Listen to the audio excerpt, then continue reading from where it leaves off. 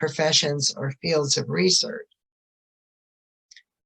The Career Development Grant, all of this is open right now for applications.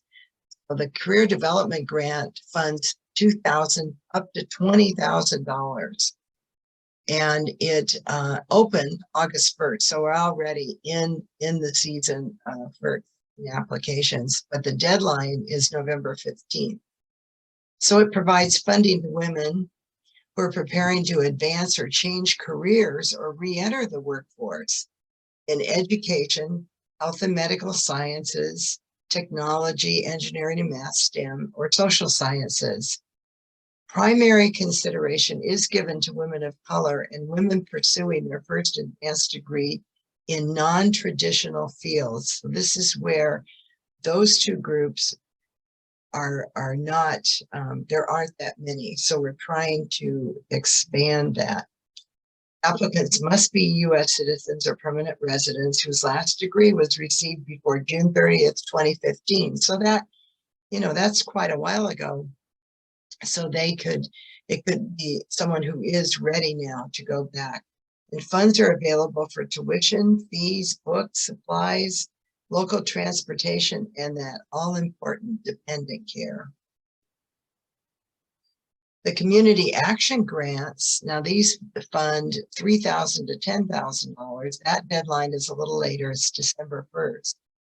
The community action grant provides funding to individuals and branches and AEUW state organizations, as well as community-based nonprofits for innovative programs that advance education for women and girls.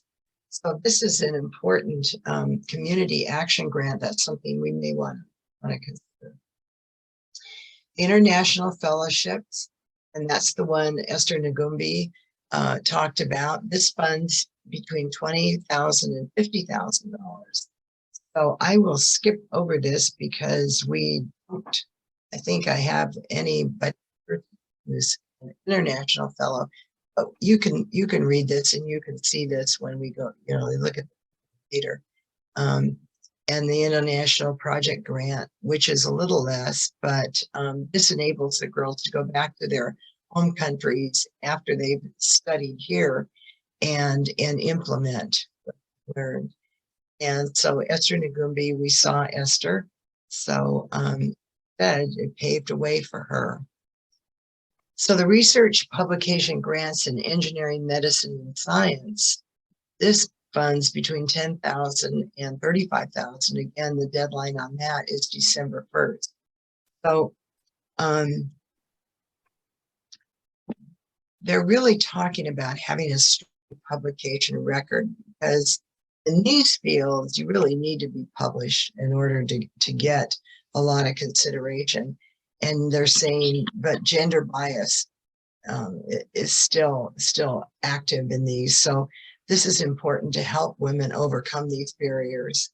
And it's open to women scholars that are doing basic research in engineering, medicine, or the physical and biological sciences, and who have a doctorate degree in one of those fields. So this is to help in their publication. Now, the Selected Professions Fellowships, this funds $20,000, and it's for full-time course of study. And the institution needs to be in the United States, and the applicant must be a U.S. citizen. So this was started with a grant from Max Flashman Foundation and to open the doors for women in male-dominated fields. So these are the fields that they particularly want to fund: architecture, computer information sciences, engineering, math, and statistics. And then the next category is for women of color who have been underrepresented in these particular fields, with a master's in business administration, law, and a doctorate in medicine. So I put the link in here. This is the link to AEUW resources, programs, fellowships, and grants. So I don't think if I click on that, we're going to get it. We may have to go back to what we were doing. Let's see if Sally, may I ask a question?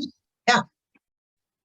Have we done what in my head would be called an inventory of, let's just say, San Diego County?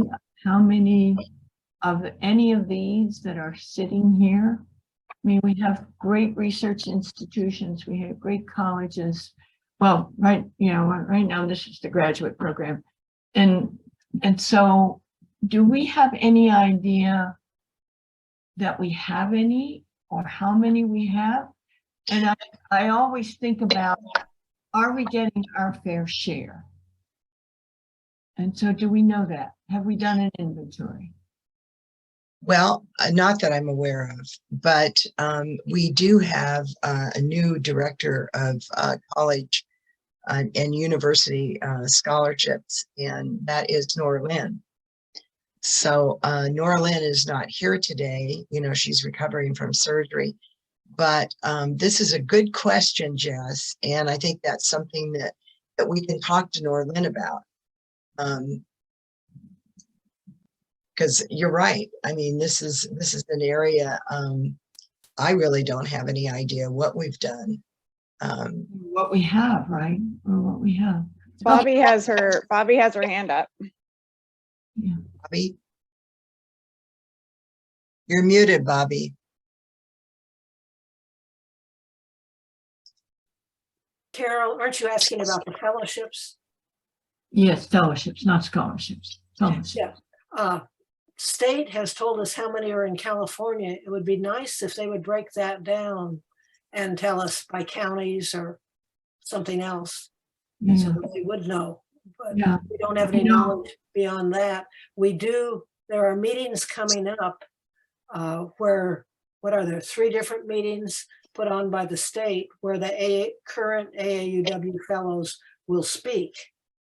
And part of the idea is that we can choose one and invite her to our meeting to speak like you did last year. Every other year we have the opportunity to invite a current AAUW fellowship to be our speaker. And every other year we have to find somebody else like you who isn't a current one, but is willing to well, we can talk about birth control or something the next time. But well, what I was actually thinking is, you know, it's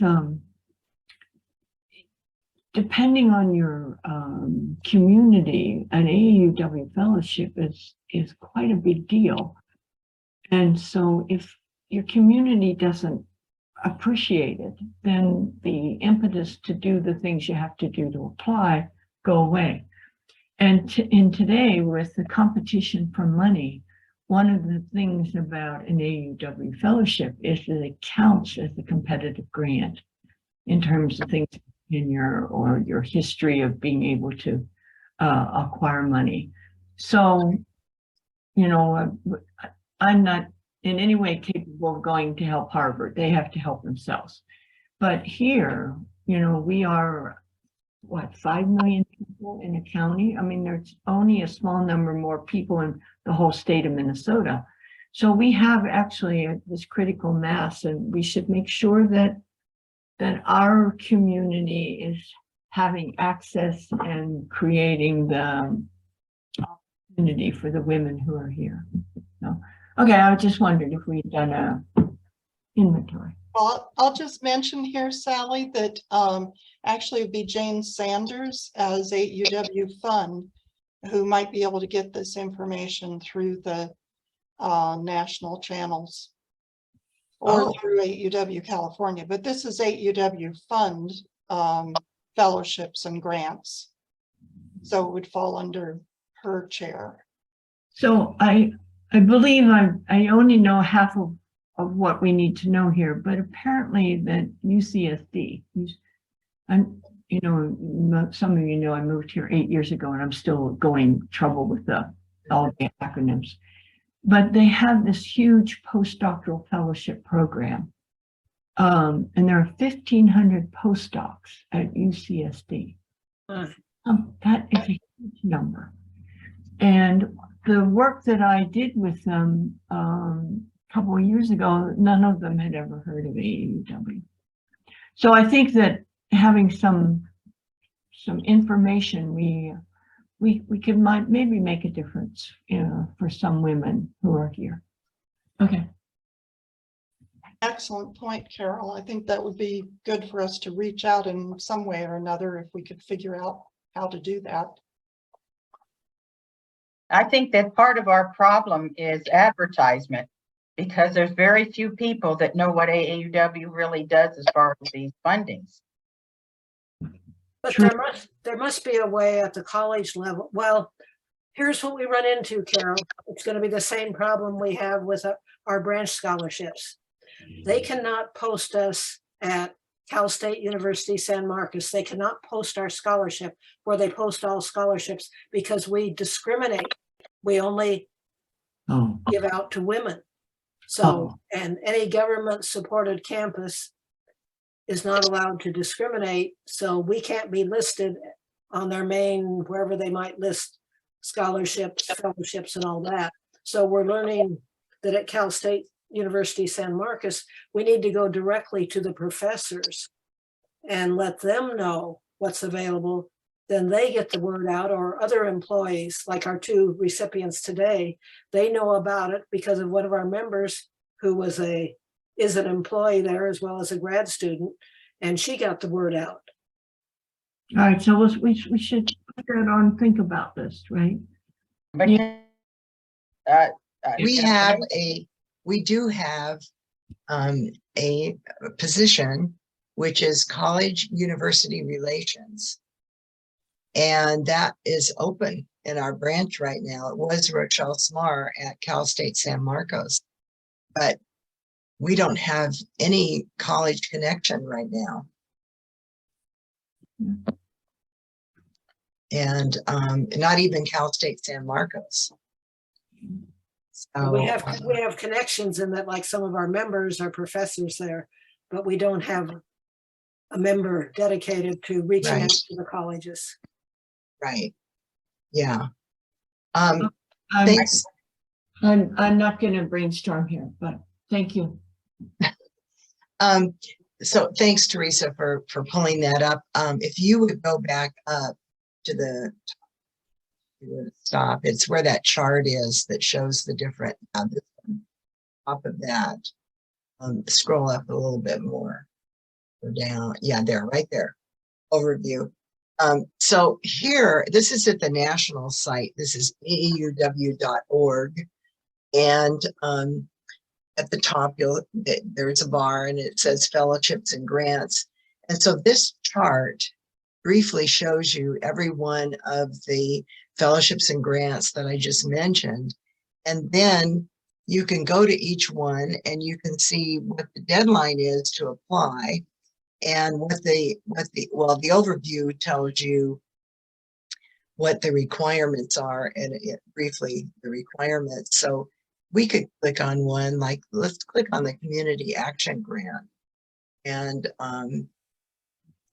it shows you what the funding is and what it supports, and then the timeline and what makes you eligible and the criteria for let's click on the criteria for selection. And so they tell you there, and they have a panel that